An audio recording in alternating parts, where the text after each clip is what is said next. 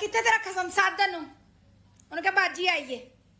आहो सिर बन के लड़न ही आई कि तेरी गज जबान चलती है साडे भरा दे सिर ते बोलनी है उन्होंने इन्ना अकल हुंदी तो भैणां नूं गल्लां ना करवांदा किड्डा मूँह चढ़ के आंदी सिर बन के लड़न आई लड़न ही आई साधन चलो न्याणिओ प्यो नूं आखो भुੱਫੋ आई है हसो भुੱਫੀ ते हसो हसो बनदा तुहाडा बह जाओ भाई जन तुसीं छोटे नहीं तुसीं साडे तो वड्डे हो गए मैं जिन्ने हत्थां च कढाया मैं निक्की हो गई तेरे तो ना तेनू नहीं सी पता जंग शुरू होने लगी है वो तो अल्लाह करके मुक गई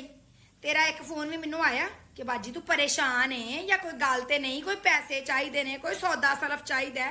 या भाई जंदा की हाल है बच्चों का या तू इत्थे आ जा उन्ने दिन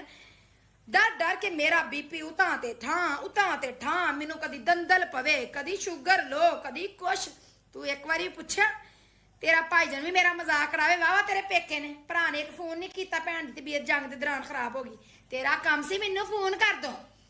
आंदा जंग शुरू होने वाली बाजी इत्थे आ जा न्याणे लैके छुट्टियां तेरा बहुत हो गई सन पर तेरी बुढ़ी ने तेनू पढ़ा ली पट्टी ना भैन फोन ना करी तू सुला